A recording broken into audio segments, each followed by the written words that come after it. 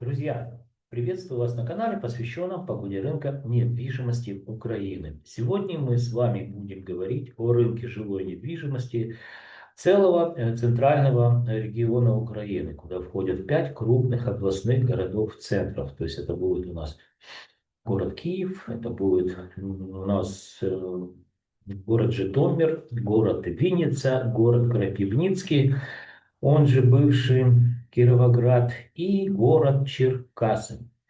Друзья, подведем итоги прошедшего 2025 года и будем говорить о жилой недвижимости через призму времени и цифр. И, конечно же, в конце видео с вами, подводя итоги, я сделаю уже краткосрочные прогнозы о том, что будет происходить с рынком жилой недвижимости в центральном регионе до конца первого квартала 2026 года. Друзья, смотрим подготовленный мною материал. Будем разбираться с процессами, которые я наблюдал на рынке жилой недвижимости, благодаря статистическим данным, которые мне любезно предоставляет компания Олимп Консалтинг. Итак, друзья, перед вами карта центрального региона Украины, и мы будем говорить о 5 крупных областных городах, центрах. Ну, давайте сверху вниз, справа налево. Первый город, который мы видим на карте, это, расскажу, как пользоваться данной информацией. Видим город Житомир и легенда карты. Это основные параметры, которые характеризуют состояние рынка недвижимости. В данном случае мы говорим о жилой недвижимости, это и первичный, и вторичный рынок в разрезе классов. Наконец, естественно, декабря 2025 года. Ну и в конце будем говорить уже о тенденциях длиною 12 месяцев. Начинаем с города Житомира. Друзья, население 2660 тысяч в городе Житомир. Но это довоенное население. И, если честно, я предполагаю, судя по тому, как вот это происходит, ой, как правильно сказать, как происходит ситуация на фронте, да, с усилившимися обстрелами, бомбежками, особенно при фронтовых регионах, то я предполагаю, что все-таки город Житомир, и с учетом того, что здесь стоимость квадратного метра растет, уже по количеству людей превышает 266 тысяч. Я так думаю, что 1300, может быть, чуть больше проживает. Кто с Житомира, друзья, меня смотрит, напишите, пожалуйста, мне просто интересно, в связи с чем связано подорожание стоимости квадратного метра недвижимости в городе Житомир. Ну, это только можно объяснить, что количество людей увеличилось, и, естественно, работают вот эти законы, да, которые не я придумал, закон спроса и предложения, которые, в общем-то, поднимают стоимость квадратного метра. Ну, в общем, напишите свои соображения по этому поводу, мне будет интересно почитать. Дальше, количество предложений, друзья, которые мы зафиксировали в городе Житомир на конец декабря 2025 года, это 9160 объектов. Сюда входит и первичный, и вторичный, друзья, рынок, что показало на минус 2,3%, меньше, чем было предложений в ноябре месяце, друзья. Ну вот я дальше вам покажу. В принципе, по всем городам количество предложений катастрофически уменьшается.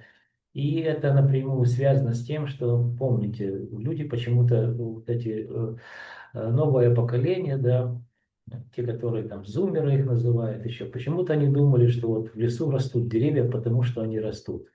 Почему есть в розетке электричество? Ну, наверное, потому что розетка есть. Ну, я предполагаю, конечно, это говорю с сарказмом, не все люди, так сказать, особо одаренные, есть и вполне адекватные люди. Так вот, нет электричества, нет интернета, соответственно, вот эта активность на сайтах, где предлагают к продаже недвижимость, она, в общем-то, значительно сокращается. И это вот мы отмечаем, я и компания Алим Консалтинг. И по примеру города Житомир мы уже видим, что на 2,3% снизилось количество предложений. А я уже подсмотрел январь еще не закончился, а в феврале буду писать видео. А тут вообще, друзья, катастрофа. С учетом того, что по 2-3 дня или суток, правильно, нет света, то предложений вообще очень-очень даже мало. Итак, переходим к социальному жилью, вторичный рынок. Буду говорить только о процентном соотношении. Рост 0,92% с какого-то перепугу, да? Ну, почти 1%. Но я предполагаю, что вот эти миграционные процессы, людей стало больше, и вот эти рыночные механизмы, так сказать, показывают нам, что увеличивается стоимость квадратного метра.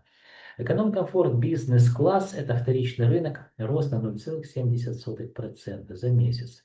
Переходя к первичному рынку, квартиры эконом-класс также показали нам рост плюс 0,92% за месяц. В общем-то, почти 1%. И первичный рынок комфорт бизнес-класс показал рост плюс 1,23%, также за месяц. Друзья, переходим к городу Киеву, точнее к легенде карты, и очень быстро тезисно проговорим. Население 2950, это довоенное, друзья, население было, официальная статистика. Когда я уезжал в ноябре 2025 года с Киева, там было больше 3 миллионов, 3 миллиона 500, наверное, точно. Но я предполагаю, что такое количество людей было, потому что по количеству машин с номерами не киевскими, по количеству людей в транспорте и в общественных, в общем-то, каких-то заведениях, настолько было много, что я, очевидно, я просто в Киеве давно достаточно живу, лет, наверное, 30, жил точнее, то людей было больше, чем до, вернее, войны. Но судя по тому, что вчера, позавчера Кличко там постоянно эти самые рассказывает, что бегите, люди, бегите, да, и что покинуло уже, они отследили по, я так понимаю, по мобильным телефонам территорию Киева порядка 600 тысяч, то, наверное, сейчас вот довоенная и есть 2903 тысячи, 3 миллиона, я прошу, 2 миллиона 900 тысяч, 3 миллиона людей, так, наверное, и осталось. То есть, еще раз вам повторюсь, я уехал в ноябре, и в ноябре людей было очень много, 3,5 миллиона, точно, вот по моим ощущениям, я как бы активно передвигался по городу. Сейчас, если с учетом того, что если верить боксеру, так сказать, Кличко, что 600 тысяч уехало, наверное, вот эта цифра сейчас где-то так и есть. Порядка 3 миллионов людей проживающих. Напишите, друзья, кто в Киеве смотрит меня, насколько, так сказать, ваши соображения по этому вопросу. Меньше людей стало или больше. Количество предложений, которые мы, друзья, зафиксировали по городу Киеву, это 69 940 тысяч. Это первичный и вторичный рынок, что показало и продолжает пока по городу Киеву рост незначительно 1% в сравнении с ноябрем месяцем. Переходим к социальному жилью. Это стоимостные показатели. Буду говорить только о процентном соотношении. Безумие, друзья. Город без света, но с учетом того, что это исследование проводилось в декабре месяце, то цифры, тогда же не было таких блокаутов, как по 3, по 3 суток. Вот, разговариваю с родственниками, то есть по 3 суток нет. Я не говорю там про тепло, про воду, там электричества нет. Поэтому я так уверен, что январь месяц покажет нам, в общем, общую картинку, статистические данные покажут, что произошло в целом и по стоимости, и по количеству предложений на рынке жилой недвижимости. Итак, а пока в декабре месяце на 1% выросла стоимость социального жилья, вторичный рынок. Эконом-комфорт бизнес-класс вырос на также 1%, 1,03%. Это вот те человейники, если социальное жилье сюда хрущевки, попадает в девятиэтажки, которые еще при Советском Союзе строились, и они, в общем-то, достаточно крепкие, хотя уже столько лет прошло, 60 они, вот мне 60 лет, а им, наверное, больше 60, уже под 70 лет. Я имею в виду зданием, сооружением, и там же никто ничего не менял. Я просто по себе очень хорошо знаю, что я в свое время, не приобретая офис, на Подоле, пришлось поменять все трубы самостоятельно, потому что, ну, понятно, соседям им же ничего не надо в этой жизни, ЖЭКу тоже ничего не надо. Я это сейчас просто говорю в целом отношении к инфраструктуре, которая обслуживает здания и сооружения. Так вот, вот это советское старое жилье, которое там, ну, уже подизношено очень сильно, оказалось на прочность по коммуникациям, еще тем, которые были построены 70 лет назад, прочнее, чем новые дома, вот сейчас теремки, вот эти 24-этажные человейники, где просто, ну, там 5 лет назад построили дом, и у него порвало все трубы, и все это замерзло. То есть это надо, как было воровать на строительстве, ну, то есть это отдельная история. И я это все к чему подвожу? Вот стоимость растет. Стоимость растет в декабре, да, на 1,3%. Ну, посмотрим. Посмотрим, как можно в этих каменных мешках уже выживать людям. Естественно, я предполагаю, что стоимость будет снижаться. Средняя аренда, социальное жилье, сравниваю, девятый месяц, это у нас третий квартал с четвертым кварталом, выросла на 1,78%, почти на 2% за квартал. Переходя к первичному рынку, друзья, это жилье не построенное. Квартиры эконом-класс выросли на 2% за месяц. Первичный рынок комфорт бизнес-класс вырос на 1,17% за месяц. Ну и первичный рынок элитный класс вырос на 0,68% за месяц. Переходим, друзья, к следующему городу. Город Черкассы. Население 279 тысяч, довоенное. Сейчас я предполагаю, что также больше там людей живет. Порядка 300, наверное, может даже 350 тысяч. Почему? Потому что бюджетное жилье из приграничных областей с Российской Федерацией все-таки иммиграционные потоки, люди бегут там, где, в общем-то, ну, более-менее спокойно. Уже в Западную Украину не бегут. Уже эти товарищи политики порвали так общество на правильных, неправильных украинцев, на восток, на запад, на север, юг, что понятно, что там тебе расскажут, на какой мове ты должен говорить, еще и последние штаны снимут так сказать, за аренду заплатишь, как во Франции. Ну, то есть просто то, что происходит в Украине, это, ну, это какой-то абсурд, который адекватный человек просто не может описать. И этому подвержена не просто там кучка каких-то негодяев, которые пришли к власти, а этому подвержена все, ну, или большая часть общества. Это ужасно, конечно. Итак, друзья, количество предложений в городе Черкассы, снижение видим на 1,1%. Ну, то есть количество предложений, как я и говорил, это связано с отключением электричества меньше. Социальное жилье подорожало плюс 0,85% за месяц. Эконом-комфорт бизнес-класс, это также вторичный рынок, подорожал на 0,69% за месяц. Первичный рынок эконом-комфорт бизнес-класс подорожал на 0,83%, вернее эконом-класс, а уже комфорт бизнес-класс подорожал на 0,60%. То есть все три города, друзья, смотрите, Житомир по всем сегментам подорожания, город Киев подорожание стоимости квадратного метра, город Черкассы мы видим ту же самую историю. Стоимость квадратного метра медленно, уверенно растет. Город Крапивницкий, друзья, население 226 тысяч, но в Крапивницком, вот я не знаю, я так думаю, что, опять же, напишите, я знаю, что с Крапивницкого меня смотрят люди, я думаю, что, ну, наверное, все-таки меньше стало, потому что он более так восточнее относится, хоть там вполне спокойно и как бы, ну, не попадает он под раздачу, так сказать, под все вот эти прелести войны, бомбежки, да, но я все-таки предполагаю, что население там меньше. Почему? Потому что, ну, кто мог уехать за границу, те уехали. Итак, количество предложений. 7700 – это первичный, вторичный рынок, что показало нам снижение на 2,4%.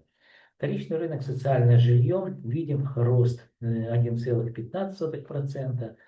Вторичный рынок эконом-комфорт бизнес-класс плюс 1,64%. Переходя к первичному рынку эконом-класс, видим также динамику положительную, то есть динамику роста плюс 1,11%. И первичный рынок комфорт бизнес-класс показал нам также динамику роста 1,54%. То есть четвертый город, крупный областной центр, показывает нам рост по всем сегментам рынка недвижимости. Ну и город Винница, он такой вообще у нас, видите, в середине, прям середина, хотя больше западная, ну, к западной части Украины относится. И видим, что население 370 тысяч, я предполагаю, что здесь большая часть населения. Количество предложений 11 500, что на 1,5% меньше, чем было в ноябре месяце. Но я объяснял, почему, с чем это связано. И уже стоимостные показатели. Социальное жилье подорожало на 0,77%. Эконом-комфорт бизнес-класс подорожал на 0,63% за месяц. Первичный рынок также показывает динамику роста. Квартиры эконом-класс подорожали почти на 1%. И первичный рынок комфорт бизнес-класс подорожали на 1,11%. То есть все 5 крупных областных центров городов показывают нам динамику роста во время войны, во время того, что нет света, электричества, тепла, воды. Ну, в общем, сюрреализм какой-то. Ну, я показываю вам просто цифры, а уже мои размышления, соображения, так сказать, это комментирую. Давайте перейдем к табличке, подытоживающие данные. Значит, период сравнения у нас ноябрь с декабрем 2025 года. В целом, центральный регион, 5 крупных областных городов центра, вот это среднее арифметическое число. Как оно считается, вы знаете, 677 долларов стоимость квадратного метра по центральному региону, что показало нам динамику роста, друзья. Не падайте со стола.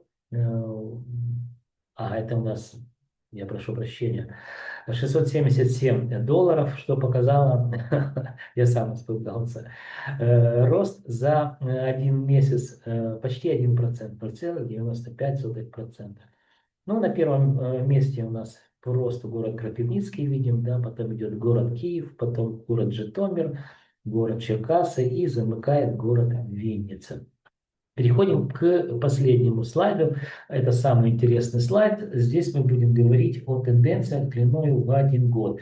Но верхняя часть я уже не комментирую. Это так, колебательные процессы, карта осталась прежняя. А вот внизу экселевские данные в табличке, они поменялись. Итак, город Киев на примере социального жилья. Отвечу еще раз на то, что я просто вижу, меня смотрит очень много людей, которые первый раз заходят на мой канал. Социальное жилье – это жилье, друзья, которое осталось после развала Советского Союза, так сказать, наследство украинцев. 85% в структуре жилого фонда – это социальное жилье. То есть подумайте только, какой большой класс рынка недвижимости. И за 30 лет свободной Украины самостоятельной было построено всего лишь там порядка 15%. Это не моя статистика, вы можете это все в качестве подтверждения прочитать на сайте службы статистики Украины. Почему социальное жилье? Дефиниция такая. Вот там и кто-то пишет, там у нас там где-то там в Европе социальное жилье, там живут только нищие, да, нищеброды.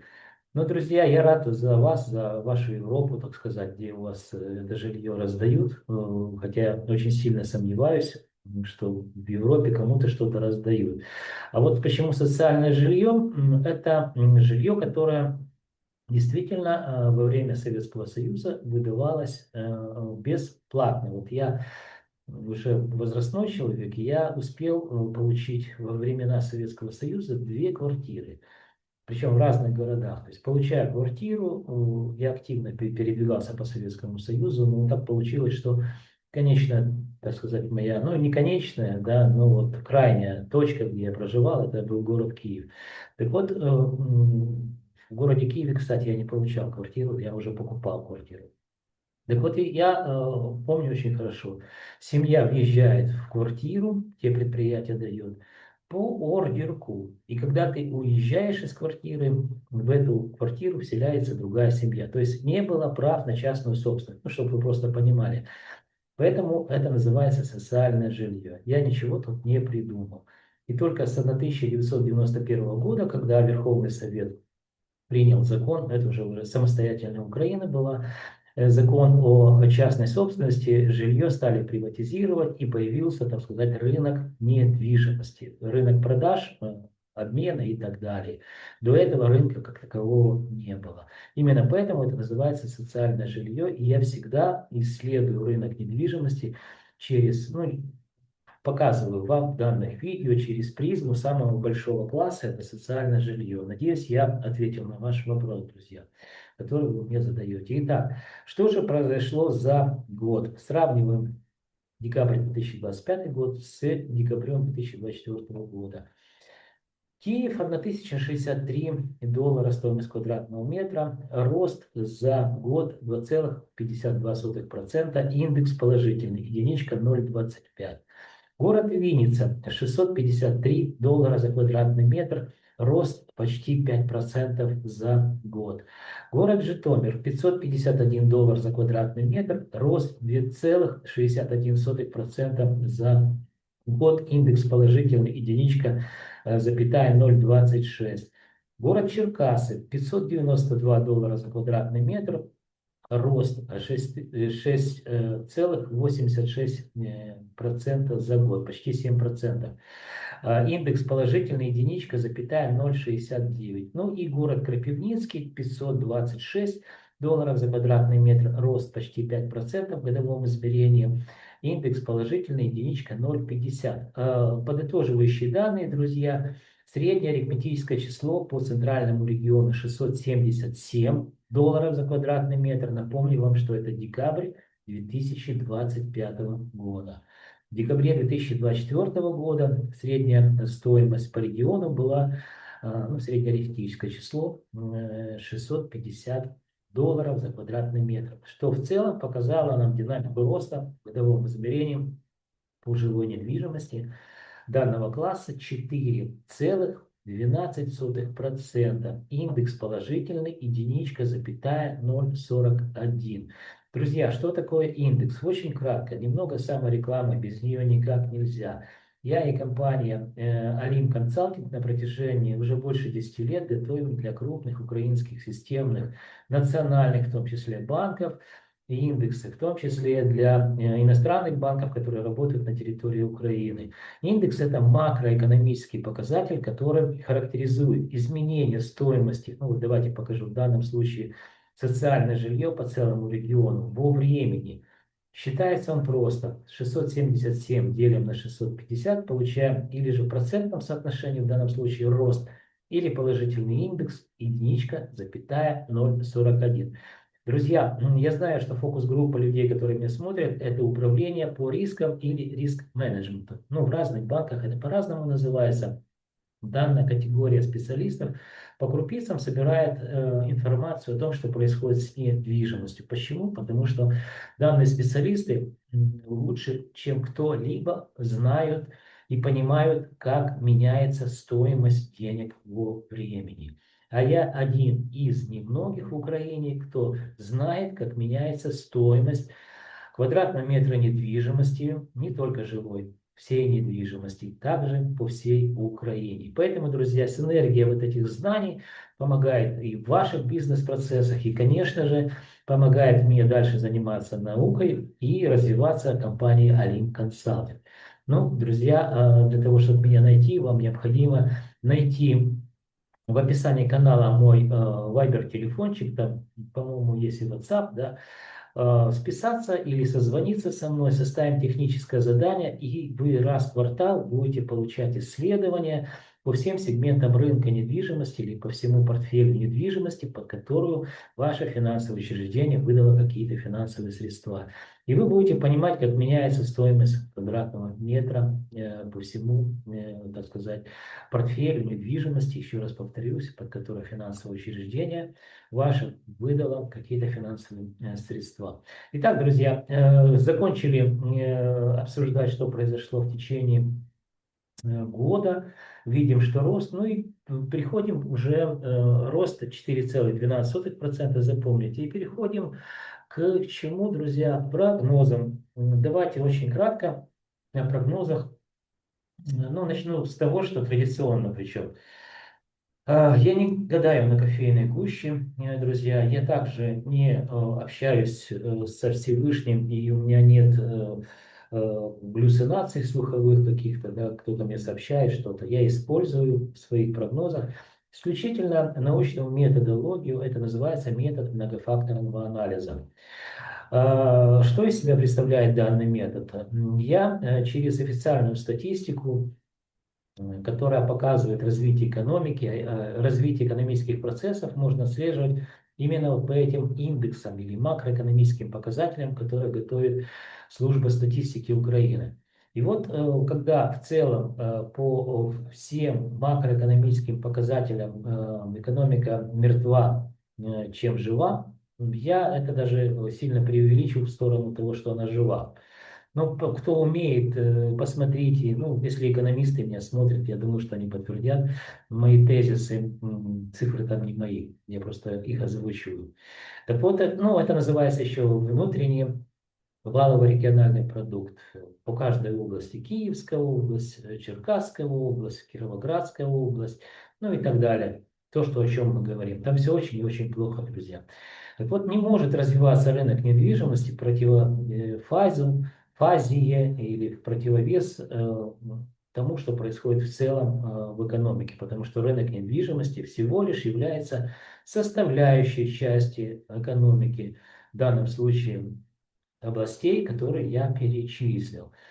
Поэтому я, друзья, предполагаю, несмотря на то, что мы увидели рост по центральной части Украины за год 4%, вот 2026 год будет нам показывать обратный отсчет. То есть вот январь месяц очень, так сказать, красочно показал, что стоят человейники, 24-этажные дома, да и не только 24-этажные, где нет ни света, ни воды, ни тепла, где рвутся трубы, то есть это не приспособленные каменные мешки для нормальной, даже не для комфортной, просто для жизни. То есть там нельзя, уж в холодильнике не будете жить, где сосульки висят, вы не сможете там просто жить. Человек теплолюбивое существо, ему надо где-то греться, вы лучше будете в шалаше сидеть возле печки, но точно не на 24 этаже там какого-нибудь киевского хмарочеса, да. Поэтому я предполагаю, всего лишь предполагаю, что вот эти все настроения людей, которые вот немножко, вот я не хочу, в отличие от политиков, разделять людей на правильных, неправильных, киевлян, понаехавших и так далее. Но у меня создается впечатление, что компании-застройщики, которые строили просто хаотично, что попало, где попало, за какие-то совершенно сумасшедшие деньги. И самое, что интересно, что вот эти человейники, они же продавались. Я понимаю, что вот когда я жил в Киеве, да там киевлян уже не осталось. У меня был знакомый доктор, он ходил со мной тренироваться в спортзал, и он говорит: Андрей, в силу того, что он доктор, у него есть всегда информация о клиенте. То есть, ну, куда приехал, где жил там. Он говорит: у меня за последние вот эти 4 года войны ни один киевлянин не приходил ко мне. Ну, он в коммерческой клинике работает. Говорит, все вот эти товарищи, которые, понятно, что переехали. Я не делю опять на плохих или хороших, но вот как можно продать людям, человейникам, которые вот такие как соты, пчелиные, знаете, вот эти окошечки, окошечки, окошечки из бетонные джунгли. То есть это, ну, это сюр какой-то, абсурд, но это все продавалось, друзья. Это продавалось людям, которые действительно приезжали, и почему-то считалось круто жить в огромном монстре, где у тебя 500 соседей на этаже, и ты это самое чувствуешь себя действительно как в этом человенике. Поэтому, ну, мы же о прогнозах, поэтому я предполагаю, что по проценту каждый месяц, январь, февраль, март, мы будем видеть снижение стоимости квадратного метра. Причем это и по Киеву, и по... ну, Винница, может быть, не будет так сильно проседать, но Киев однозначно будет. Город Житомир будет. То есть в целом по региону снижение за квартал будет 3%. То есть, сравнивая март 2020, так сказать, шестого года с мартом 2025 года, мы получим рост плюс 1%. Ну, сейчас мы видим минус 4% в годовом измерении, то в марте месяце, если каждый месяц будет по минус 1% снижения, то все равно будет положительная как бы динамика еще где-то плюс 1%. Но это уже будут тенденции, я почти в этом не сомневаюсь. Почему? Потому что ну, невозможно, если Кличко уже говорит о том, что 600 тысяч уехало с Киева, то я, наверное, предполагаю, что это же люди не от лучшей жизни, не от хорошей жизни побежали, как какая-то женщина рассказывала, говорит, в чем прикол? За 20 тысяч снимаю квартиру и ну, каждую ночь, говорит, сплю в метро с ребенком. Ну, нафига такое кино, да? И еще плачу ж деньги за аренду. Так что, друзья, вот такая вот невеселая история. Ну да ладно.